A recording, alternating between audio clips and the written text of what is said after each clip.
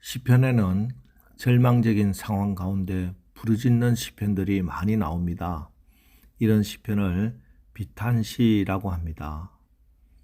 오늘 시편 88편은 그 비탄시 중에서도 가장 비통한 시로 알려져 있습니다. 다른 시편에서는 그래도 마지막에는 찬양으로 마무리를 하고 있는데 오늘 이 시편 88편은 끝까지 절망 속에서 고통을 호소하는 내용으로 마무리됩니다. 육신과 정신에 그리고 영혼에까지 견딜 수 없는 질병과 외로움, 두려움의 고통이 물밀듯이 밀려옵니다. 이런 절망 가운데서 오늘 시편 저자는 하나님께 간절히 하소연해 봅니다. 그러나 당황스러울 정도로 하나님의 응답이 없습니다. 14절 15절 여호와여 어찌하여 나의 영혼을 버리시며 어찌하여 주의 얼굴을 내게서 숨기시나이까. 내가 어릴 적부터 고난을 당하여 죽게 되어 싸우며 주께서 두렵게 하실 때 당황하였나이다. 이처럼 오늘 시편은 한 점 소망의 구름이 보이지 않는 시입니다. 물론 어떤 고난도 하나님의 깊은 뜻이 있음에 분명합니다. 그러나 적어도 오늘 이 시편 저자의 입장에서는 그 원인을 알 수 없는 고난입니다. 그냥 임한 환난인데 그 환난이 그야말로 죽을 것 같은 그런 환난입니다. 오늘 시편 표제에 마스길이라는 표제가 붙어 있는데 이 마스길은 교훈이라는 뜻입니다. 그렇게 볼 때 분명 어떤 교훈을 주시려는 것인데 도대체 이런 시편을 통해 우리가 어떤 교훈을 얻을 수 있을까? 사실 우리 인생은 우리가 계획한 대로 되지 않을 때가 많습니다. 일어난 일들을 이해해 보려고 노력하지만 허사입니다. 누구에게는 더 일어나고 누구에게는 덜 일어나지만 반박할 수도 없고 논쟁할 수도 없으며 절대 부인할 수 없는 사실은 하여튼 내가 계획하지도 원하지도 않는 그런 일들이 일어나고 있으며 또한 앞으로도 그럴 것이다 하는 사실입니다. 일평생 그런 일을 한 번도 겪지 않고 사는 행여나도 있겠지만 그건 예외인 것 같습니다. 때문에 우리가 어떤 극심한 환난을 당할 때 그런데 그 이유도 모르겠고 원인도 발견하지 못할 때 바로 이 시편을 생각하라는 것입니다. 바로 이것이 시편 88편에 나오는 시인의 상황이구나 하고 이 고난을 이상한 일로 여기지 않는 겁니다. 그리고 오늘 시인처럼 철저한 절망적인 상황 가운데서 솔직한 내 마음을 하나님께 다 아뢰는 것입니다. 소망이 생기지 않는다면 소망이 생기지 않는다고 하나님을 향하여 자기의 고통을 낱낱이 아뢰는 것입니다.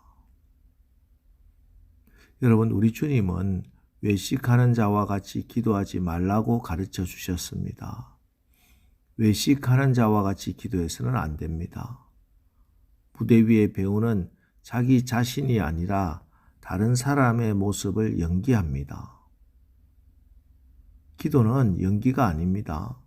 자신의 고통도 자신의 절망스러운 모습도 솔직하게 고백하면서 계속 부르짖는 것입니다. 그리고 이 고난의 시간에 기도하면서 하나님의 주권을 인정하는 것입니다. 그렇습니다. 기도하는 사람은 내 환경과 내 감정은 절망이지만 그래도 그 가운데 하나님의 주권과 섭리를 인정합니다. 오늘 시편도 3절로 5절까지는 그저 자기의 상황이 절망적임을 고백하던 것이 6절에 들어서서는 그것이 바로 주께서 그렇게 하셨다 하고 고백하고 있습니다. 그리고 반복해서 주께서 하는데 이러한 호소가 마지막 절까지 이어집니다. 이것은 이 모든 고통이 하나님의 탓이다 하는 것이 아니라 인생의 모든 환난 뒤에도 하나님의 섭리와 손길이 있다는 것과 그래서 구원과 회복도 하나님의 손에 달려있다는 믿음, 참새 한 마리도 하나님의 허락 없이 땅에 떨어지지 않는다는 그 믿음으로 나가는 것입니다.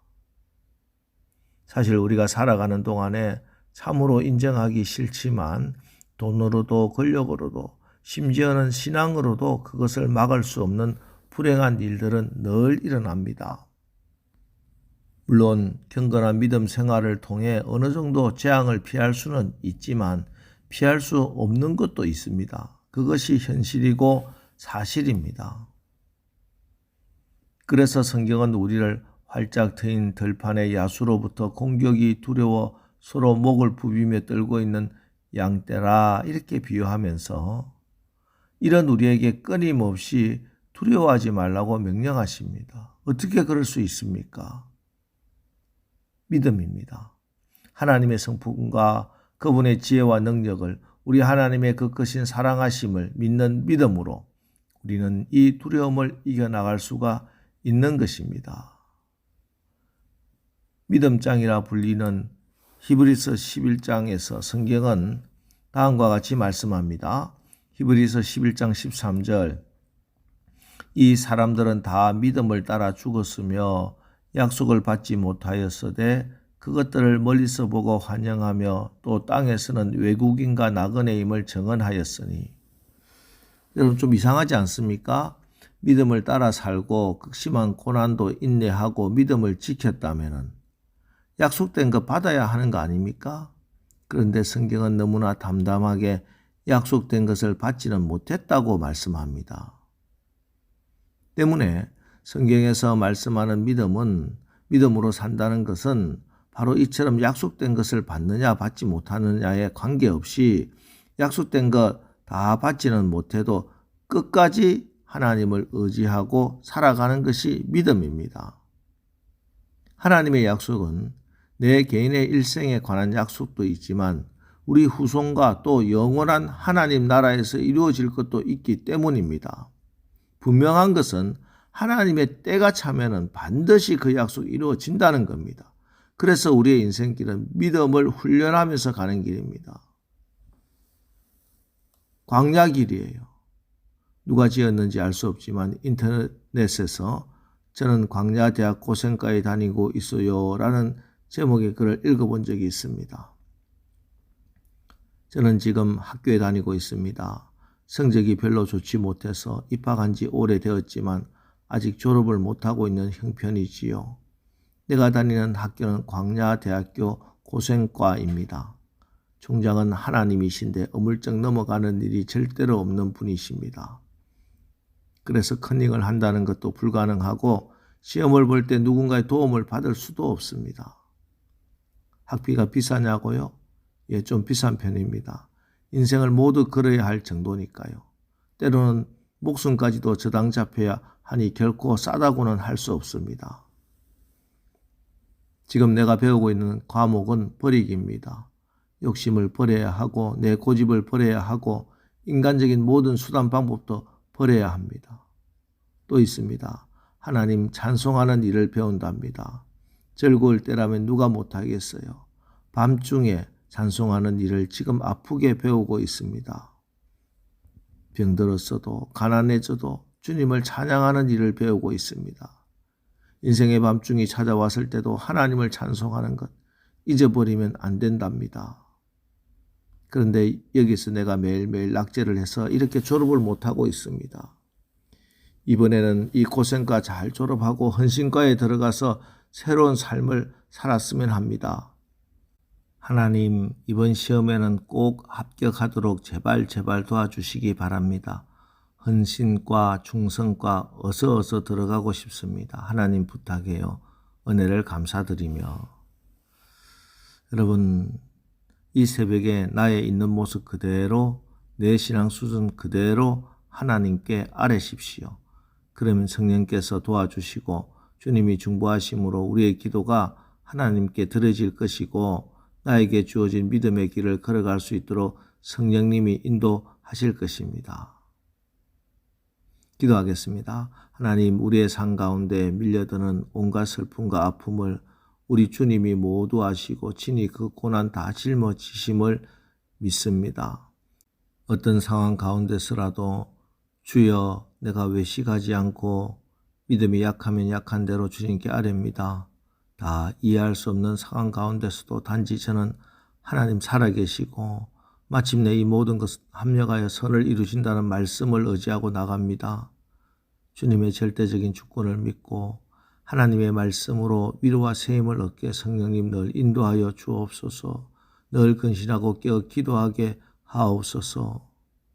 예수님의 이름으로 기도합니다. 아멘. 자, 이제 오늘 말씀 붙들고 주여 제가 하나님의 주권을 인정하고 기도할 때 이 상황 가운데서도 하나님의 선하심과 지혜를 보여 주옵소서.